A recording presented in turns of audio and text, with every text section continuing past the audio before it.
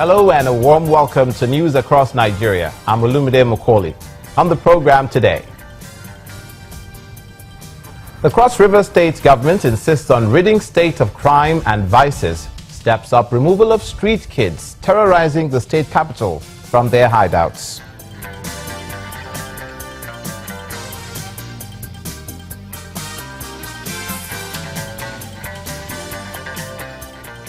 World Bank gives $21 million as grants to Kaduna State government to boost girl-child education.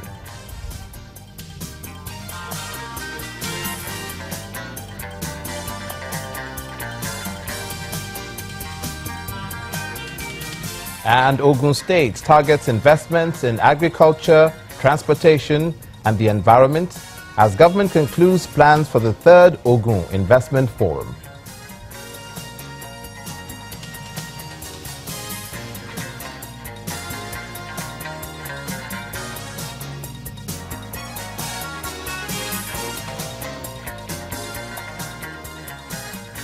Thank you for joining us. We begin in the northeastern part of the country, where the Chief of Army Staff, Lieutenant General Tukur Buratai, has commended the soldiers fighting insurgency under Operation Crackdown.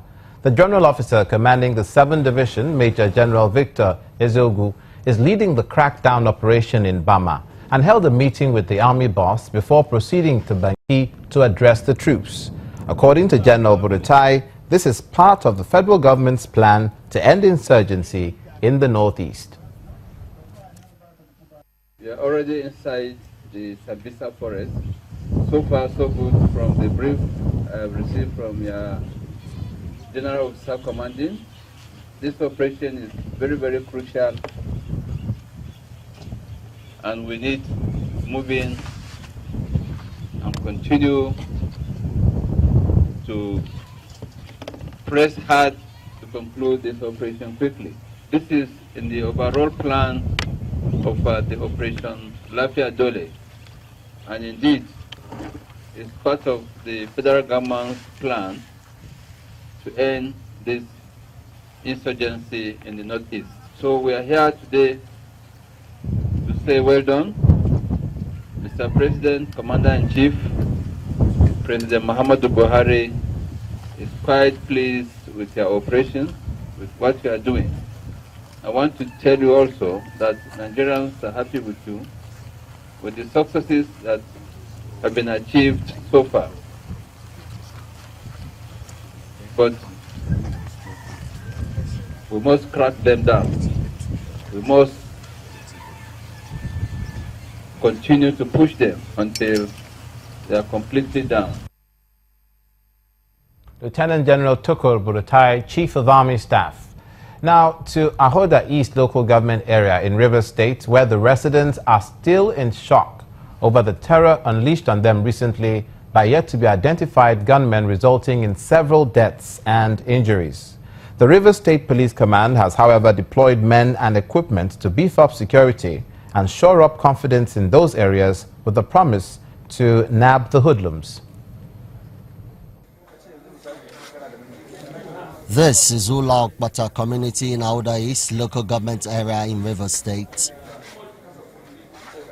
With a population of over 10,000 people and a radius of about 1.75 kilometers, a drive through the community reveals many homes deserted with a handful of persons seen walking the streets. The Commissioner of Police and his team are here to see things for themselves.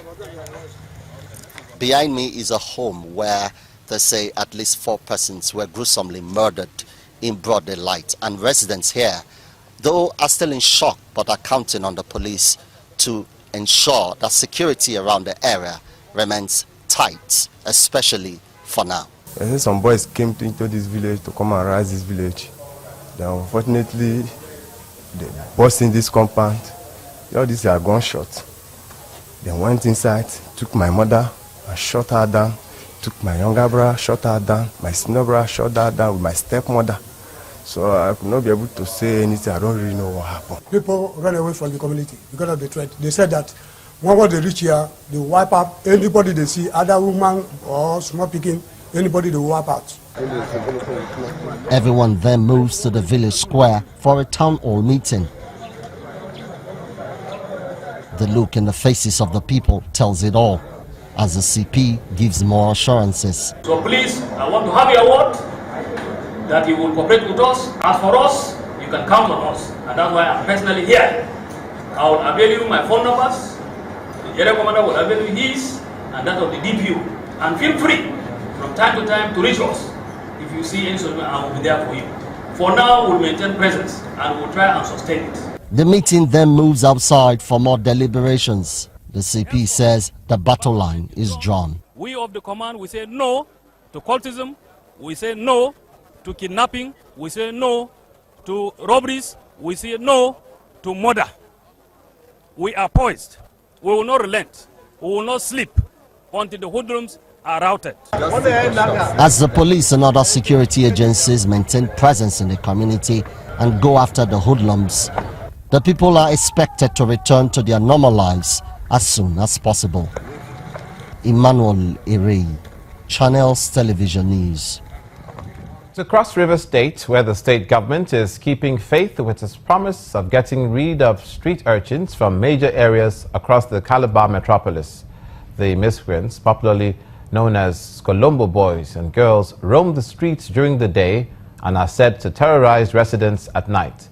Governor Ben Ayade has mandated the Ministry of Social Welfare to reunite them with their families, including those from neighboring Akwa Ibom State, while the indigents will be rehabilitated.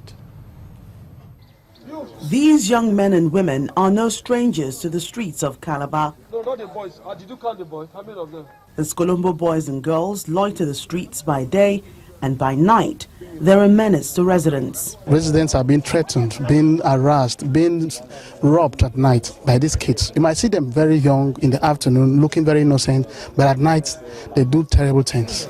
Okay, sorry.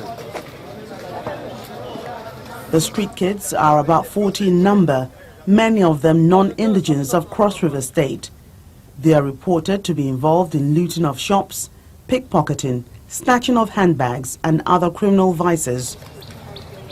The state government has cleared them from the streets before, but somehow they find their way back. Surprised that they are still back here in the streets of Calabar. So we'll get them to a place where we'll keep them for maybe 2-3 days and then send them back to their different homes or different destinations where they come from. The ones that are not from here, that are from Akwa Ibom State, should be sent back to Akwa Ibom State. And then the ones that are here, the government should look for a way to train them, like the young ones. They can send them back to school or engage them in one skill or the other.